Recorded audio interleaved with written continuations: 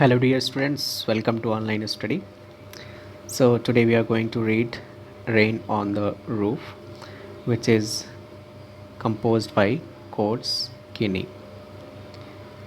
So, let's have a small introduction of this poem.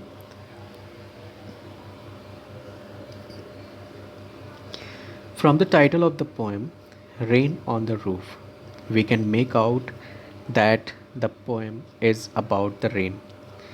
The poet is telling us about the memories he has of the rain. The sound of the raindrops falling on the roof of his house brings back sweet memories of the past. So let's start with the first stanza. When the humid shadows hover over all the starry spheres, and the melancholy darkness gently waves in rainy tears. What a place to press the pillow of a cottage chamber bed and lie listening to the patter of the soft rain overhead. So, in this first stanza, let's find out the word meaning. First, humid. This humid means something which is full of moisture. Shadows. Shadows means it refers to the moisture laden clouds which cast a shadow on the earth. Hover. Hover means moved around something. Melancholy. Melancholy means sad. Bliss means happiness. Patter means sound of raindrops falling on the roof. And cottage chamber. Cottage chamber means bedroom. This is the bedroom of the poet where he was lying. So, in the first stanza, the poet is saying that when the humid shadows hover, the poet is saying that when the sky is full of these clouds, which are moisture, laden are full of water, and are about to bring rain. When such clouds hover around in the sky over all the stratospheres, that is refer means that refers to the sky at night time, which is full of stars. So at that time, huge clouds, which are full of moisture, move around in the sky, and the sad darkness of the light is wiped off by the raindrops, which seem like tears falling from the sky. The poet is comparing raindrops to tears, and he says that the dark sky, which seems to be very sad, it appears as if it is crying, and the raindrops, the tears shed by it. He adds that it is a like blessing to lie on the bed in his room, that is cottage chamber, and listen to the sound made by the raindrops falling on the roof. Now, stanza 2. Every tinkle on the shingles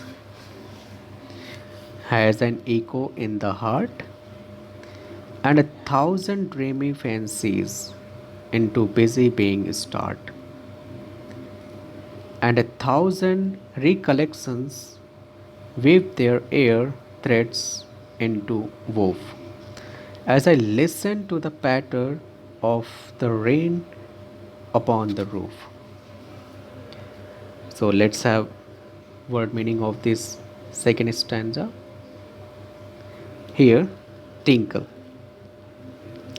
Tinkle means short, light ringing sound. Shingles. Shingles means rectangular wooden rectangular wooden tiles used on roofs. Echo. Echo means repeated sound. Repeated sound. Woof. Woof means webbed. Webbed, that is the thread woven across the loom. Patter, this is the sound of raindrops falling on the roof. And here, busy being means it refers to human beings, and here the poet is referring to himself. So in the second stanza, the poet is expressing his feelings when he hears the raindrops falling on the rooftop of his house. He says that every tinkle on the shingles has an echo in the heart. Whenever he hears rain falling on the rooftop, the sound repeats in his heart and in his dreams. He has many different fanciful imaginations. He adds that this sound of the rain falling on the rooftop creates many new different dreams in his mind. He recollects many memories of the past which come back into his mind as dreams. So he says that as he listens to the patter of the rain upon the roof, he has many new dreams in his mind. And the memories of the past come back in the form of dreams. Now let's have a third stanza and last stanza. Now in memory comes in my mother as she used in years agone to regard the darling dreamers ere she left them till the dawn. Oh, I feel her fond look on me as I list to this refrain, which is played upon the shingles by the patter of the rain. So, have a look of the words here. Air. This is a old poetic word for before. Now, dawn. Dawn means daybreak. This list. This is also old poetic word for listen. Refrain. Refrain means a repeated part of a song or a poem. Hear the sound of the rain. Okay. So these are the word meaning of words. So in the last third stanza, the poet introduces his mother. He says that he is dreaming of his mother, as he had told in the previous stanza, that rain brings memories of the past. It is the memory of his mother, who is no longer alive. In the past, she used to love him a lot. She used to consider him a darling, and she would let him sleep till daybreak and have sweet dreams. The poet can still feel that his mother is looking at him as he listens to the song made by the raindrops falling on the rooftop of his room.